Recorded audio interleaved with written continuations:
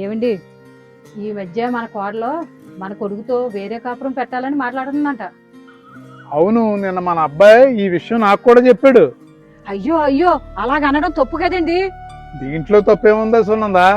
ఇదేంటి ఇలా అంటారో? మనల్ని వదిలి వెళ్ళిపోవాలనుకోవడం తప్పు కదా. నువ్వు అలా అనుకోకు. ఒక అమ్మాయి తన పుట్టింటిని వదిలి వచ్చి అత్తారింట్లో ఉన్న అందరితో కలిసిపోవడం అంత సులభం కాదు. అయినా మనం ఎప్పుడూ తనని బాధ పెట్టలేదు కదండి. బాధ పెట్టినా బాధ పెట్టకపోయినా సునందా, తన భర్తతో తనకిష్టం వచ్చినట్లు స్వేచ్ఛగా బతకాలని అనుకోవచ్చు. నిజమేనండి, నాకు మన పెళ్ళైన కొత్తలో మనిద్దరం విడిగా ఉంటే బాగుండేమో అనిపించేది.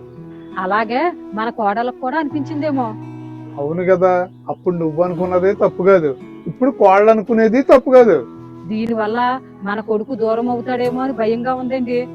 దూరం అనేది వేరే ఇల్లు వల్ల రాదు, మనసులో దూరం అయితే వస్తుంది. మన మధ్య ప్రేమ ఉండాలి గాని ఒకే ఇంటిలో కాకపోయినా బంధం అలాగే ఉంటుంది. అయితే మనం వాళ్ళని ఆపకూడదంటారా? ఆపకూడదు. మన పిల్లల సంతోషం కన్నా ముఖ్యమేంటి? వాళ్ళ నిర్ణయాన్ని గౌరవిద్దాం. నిజమేనండి, కోడలు మనల్ని విడిచి వెళ్ళాలనుకోవడం లేదు. తన జీవితాన్ని తనకు నచ్చిన విధంగా నిర్మించుకోవాలనుకుంటుంది. అందుకే వాళ్ళని మనం సపోర్ట్ చేద్దాం. అప్పుడు వాళ్ళు ఎక్కడున్నా ఆనందంగా ఉంటారు. అలాగేనండి.